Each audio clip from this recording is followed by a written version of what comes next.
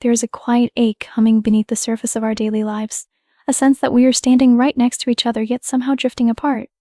You might feel it in the pause before you reply to a text, or in the way a conversation about the future suddenly hits a wall. We are not alone in this feeling. It is a shared human experience, and tonight, we are here to face it together without pointing fingers. The Velvet Verdict is a collaborative space where human insight meets AI analysis, grounded firmly in social science.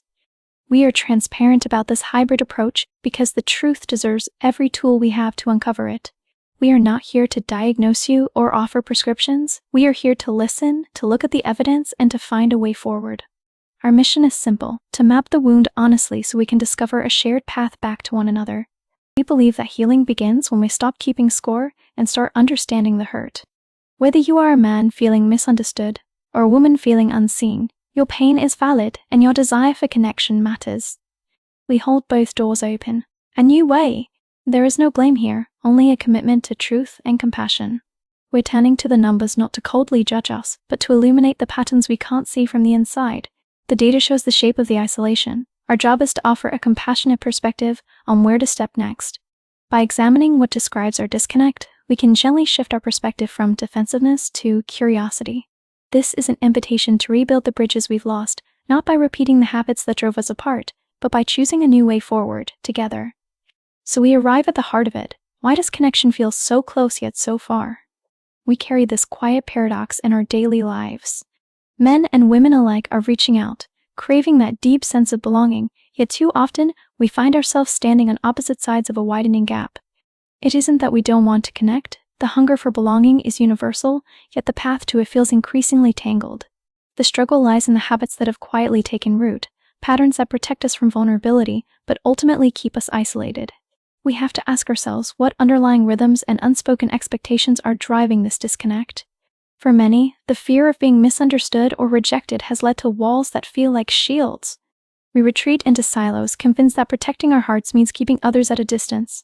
But this isolation hurts everyone. When we stop seeing each other as partners in a shared human experience and start viewing one another through the lens of suspicion or fatigue, we lose the very thing we're searching for. This isn't about assigning fault. It's about recognizing that the habits keeping us apart are often the same ones, keeping us safe from pain, even if that safety comes at the cost of loneliness. We need to look at how our defenses, however well-intentioned, might be blocking the path to the connection we all deeply desire. The question isn't just why we feel this way, but how we can gently dismantle these barriers without repeating the cycles that built them. How do we move from a place of guardedness to genuine openness, creating a space where both men and women can feel seen, heard, and valued again? That is the work ahead, and it begins with curiosity rather than judgment. What the data shows, the structural shift and loneliness divide? To find our way forward, we first need to see the ground we're walking on. The numbers don't assign blame, they simply map a landscape that has shifted beneath our feet, changing how we live and connect. Household structures have evolved significantly over the decades. Fewer than half, 47% of U.S. households in 2025 were married couples, down from nearly two-thirds, 66% in 1975. This change in daily routine and living arrangements creates a new reality for everyone, regardless of relationship status. Alongside these structural changes, the rhythm of our days has altered, particularly for younger generations. Americans aged 15-29 spent about 45% more time alone in 2023 than in 2010, rising from roughly 4 to 6 hours alone per day. This increase in solitude correlates with a broader rise in isolation. 20% of U.S. adults reported feeling loneliness a lot of the day yesterday in Gallup's most recent quarterly data, Aug-Sep 2024. The wound of loneliness touches many lives, though it often appears differently across groups. In Harvard's Making Caring Common Loneliness in America survey, 36% of respondents reported serious loneliness, including 61% of young adults ages 18-25 and 51% of mothers with young children. We also see distinct patterns among young men. Gallup found 25% of U.S. men aged 15 to 34 said they felt lonely a lot of the previous day, compared with 18% of young U.S. women. These figures reveal a shared challenge. The habits and environments that once fostered connection have frayed, leaving both men and women navigating a world where isolation is the new normal. Recognizing this structural reality is the first step toward healing, allowing us to address the conditions of our separation before we can rebuild the bridges between us. What the data shows, the friendship and dating gap. Friendship supports romance, yet the data shows a steep decline in close bonds for men.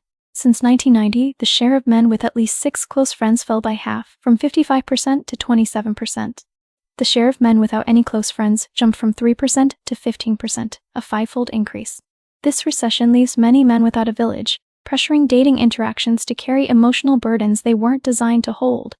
The dating landscape reveals a mismatch in status and intent. Among Americans under 30, 63% of men are single, compared with 34% of women. Among single Americans, 61% of men are looking for a relationship or dates, compared with 38% of women. These stats highlight parallel tracks that rarely intersect. When men lack deep friendships, dating becomes a primary outlet for intimacy, creating urgency that may clash with the pacing many women prefer. Women, less likely to be single or seeking, may feel pressure from a culture that feels transactional rather than connective. This gap shows friction stems from different social rhythms and unmet needs, not worth. As a hybrid team of humans and AI, we see this pattern clearly in the data, reminding us that healing requires addressing root isolation, not just tweaking dating habits. Understanding this dynamic removes the sting of rejection. Men aren't too much, and women aren't playing games. The structural currents is simply pulling in different. What the data shows, the anchor of commitment, directions. Yet within those currents, the data reveals a stabilizing force that helps us stay connected, formal commitment. This isn't judgment, it's recognizing structures that support well-being. In 2023, 61% of married adults ages 25 to 50 were thriving in well-being, compared with 45% of adults who have never married. This gap suggests that the framework of marriage often provides a buffer against the isolation that so many of us are fighting. About 6 in 10 married adults, 58%, say their relationship is going very well, compared with 41% of those living with a partner. And regarding closeness, 78% of married adults say they feel closest to their spouse over anyone else, compared with 55% of cohabiting adults. Commitment acts as an anchor. Let's be honest, life pulls us in a dozen directions. That anchor doesn't mean life gets easy, it means we have a place to return to when the waves get high.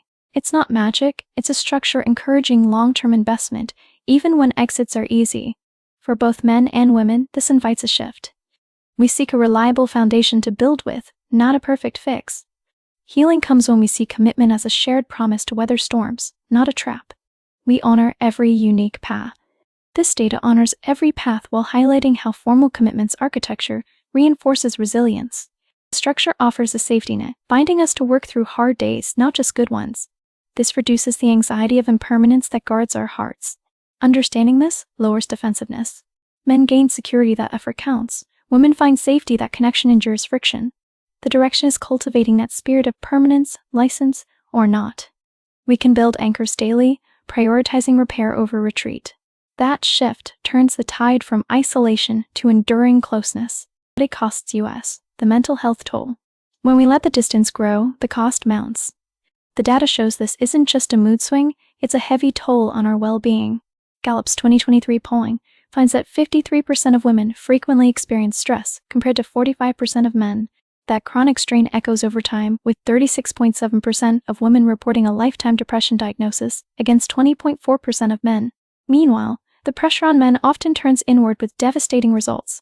CDC, and CHS 2023 data shows the male suicide rate is 22.7 per 100,000, consistently 3 to 4 times higher than the female rate of 5.9 per 100,000. These numbers show distinct expressions of a common ache. Women often carry the emotional load of fractured connections through chronic stress and depressive episodes.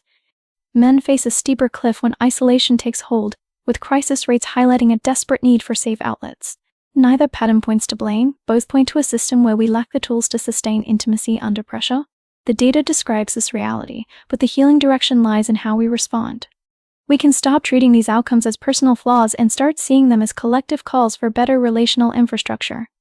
By validating each other's struggles, whether that's a woman's exhaustion or a man's silence, we dismantle the shame that fuels isolation, remembering that isolation is a thief of joy. The direction invites us to check in with curiosity rather than criticism. When stress spikes or shadows lengthen, let's respond with "How can I stand with you?" instead of judgment. That shift in posture is where the bridge rebuilds itself. When we look closer, we see that the weight isn't carried by one side alone, it's a shared burden shaped by different textures. Men often feel the pressure to perform strength while hiding vulnerability, fearing that showing pain means losing respect or utility. Women frequently carry the emotional labor of holding relationships together, worrying that setting boundaries might be read as rejection or coldness.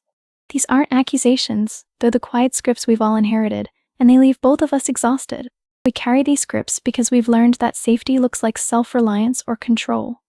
The habits that protect us often end up isolating us. We build walls to keep hurt out, but those same walls keep connection away.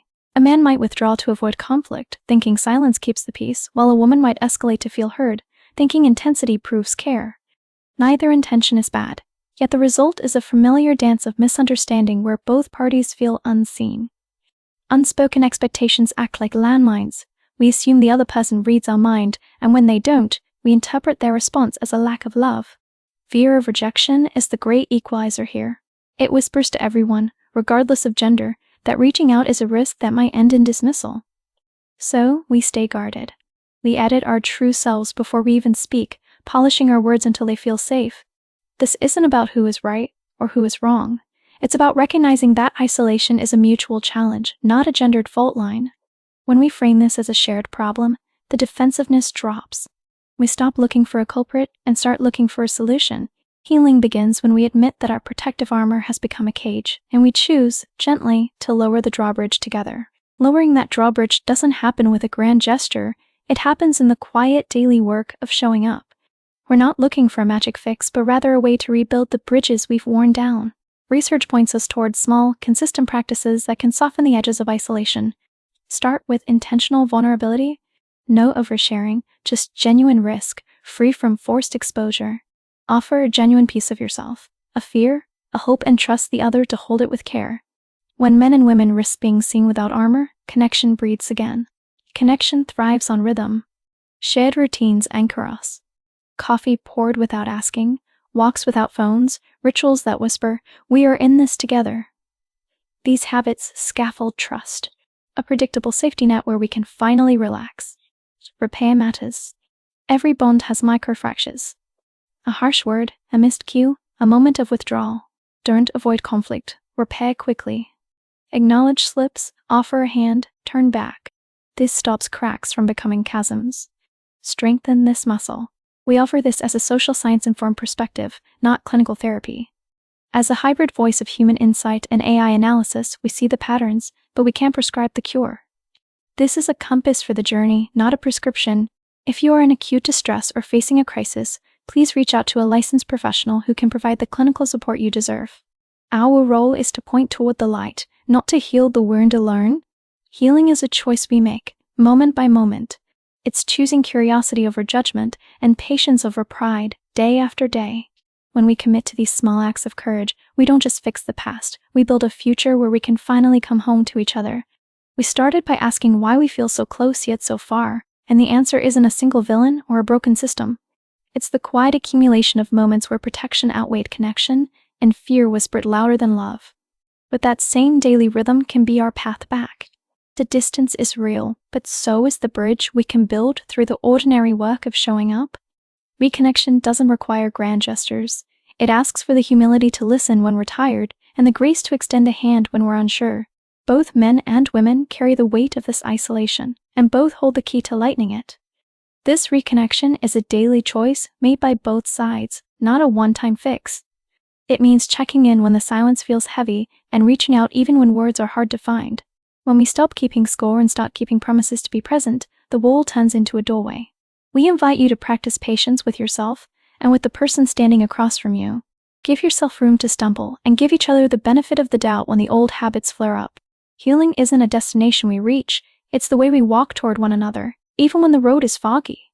Keep the conversation going. Ask the hard questions and share the soft truths, remembering that every interaction is a chance to rewrite the script. You don't have to have it all figured out today. Just take the next step, together. And because we believe in transparency as much as we believe in connection, we want to remind you that this episode is a collaboration between human insight and AI analysis, working together to help us find our way back.